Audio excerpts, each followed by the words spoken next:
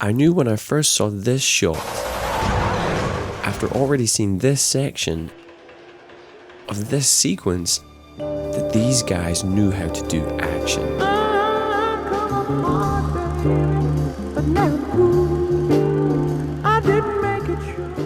I mean, I've seen car skids before. Pretty big ones too. And I've even seen the camera move in sync with the action. 1 Baker 11, he's at the end of the... But there's something about the kinesthetic experience of being thrown around the corner in time with the chase at the beginning of this new part of the scene that made me think, oh, here we go, get ready for action. And there are other moments that have gave me that feeling.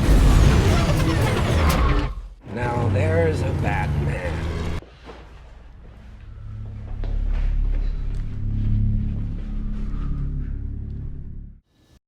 Hear the music. A little higher.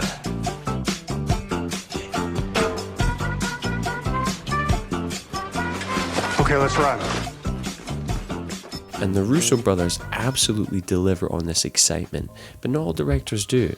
Sometimes chase sequences and action set pieces feel very generic, and when you go into them, you know the characters will fight for a while and then it'll be over. They're very similar. So one thing the Russos do to distinguish their action is they put their characters first. The action is built around what the character can do and choices they would make. So when it's Cap, we see this.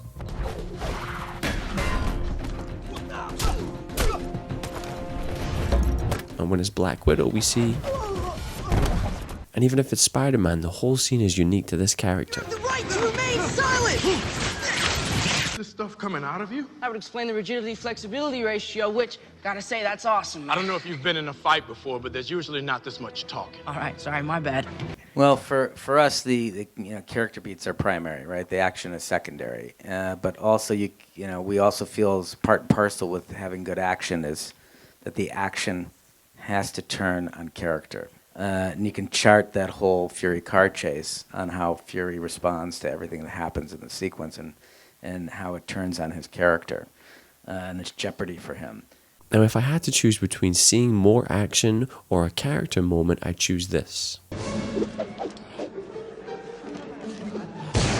Sometimes the lack of a fight can say more about a character. Looking for a takedown. Definitely looking for a takedown here. About what kind of manners they have. Oh, you're on the left. You're beautiful. That is so sweet. Thanks. About how confident they are. You attack me one at a time, and I knock you out with a single punch, okay? Go. Judo chop. Always good. Judo chop. So what separates mediocre action from great action? Let's talk about 5 things that the Russos do in Winter Soldier. Number 1, they show the action. One major problem with poorly made and edited action films is the clarity. This is either because the people performing the stunts can't really fight, or the editors don't know how to fully exhibit the sequence. And this is usually in combination with the director framing the action with this handheld rushed feel. But nothing demonstrates the true ability like the wide shot.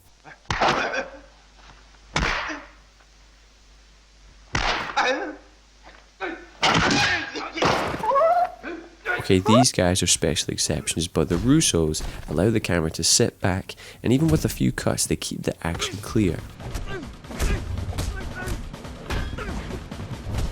Some of the best sequences leave you in awe, and the cameras barely move.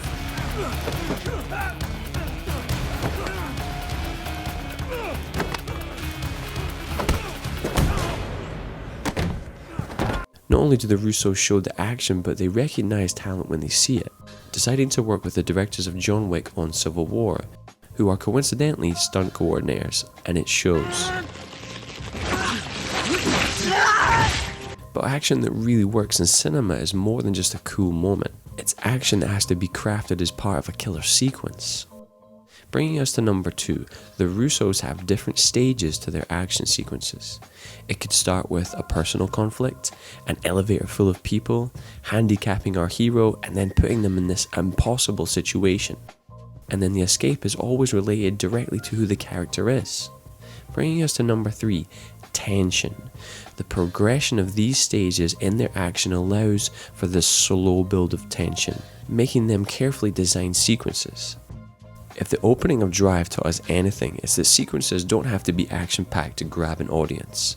You just have to be creative, clever, and have a great payoff. French Connection being an influence, we talk about 3 Days of the Condor, Parallax View. But another big influence on us, and I don't remember when we lighted on this concept, but De Palma was a really big influence on the movie. And I think we're sitting around thinking, how do we differentiate an action film? And I started thinking about, the protracted tension sequences really haven't been utilized since the first Mission Impossible. It was the last, the great scene where Cruise being lowered into the vault.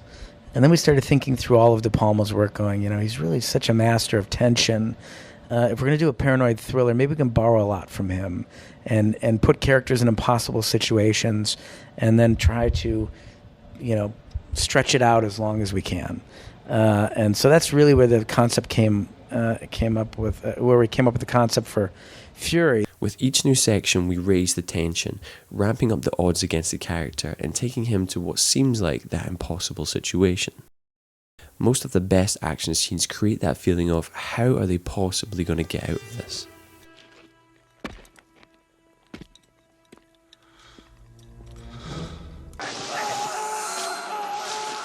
But it's hard to escape movies these days without being subjected to that over-the-top CGI. So number 4 is, they keep it grounded in reality. There are of course effects being used to achieve these Marvel films for sure, but in this 70s spy thriller film, The Winter Soldier is firmly planted in reality, and the action reflects that. Some of the best action scenes never had the privilege of relying on CGI.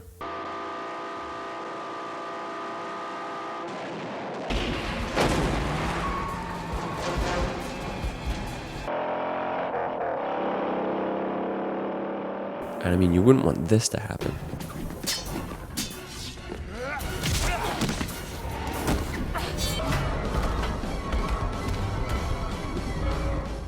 Fury Road is a great example of something that was elevated by CGI, but George Miller's earlier films had already proven that he could shoot, edit, and execute serious action.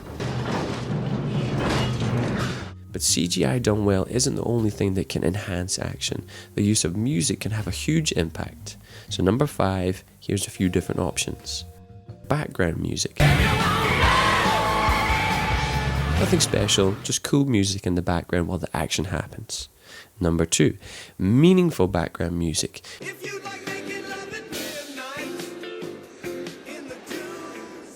Music that is tied to the plot or character and gives that moment a little extra something. Friends would ever have expected to see him in a 12th round against Pretty Ricky Conlon and trading shots as they come to these last 3 minutes.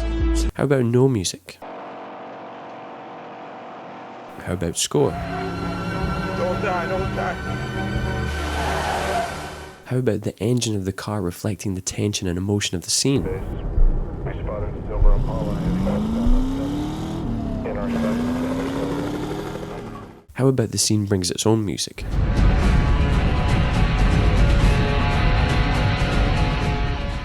An element that Henry Jackman and the Russos use in Winter Soldier is a combination of very limited score during the action to make you feel real and grounded, but also with a powerful musical cue that sends us into the sequence.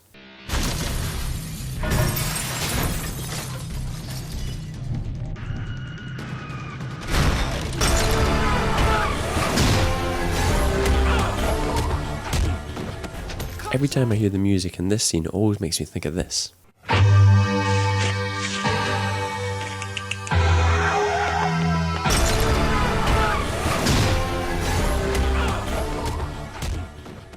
Given the new range of characters in Civil War, the Russos have appropriately stepped away from that fully grounded feel, but they still stay true to the characters, and they have continued to showcase the action with clarity and build sequences with increased tension. But let's be honest, no matter how great Infinity War is, it's never going to top this.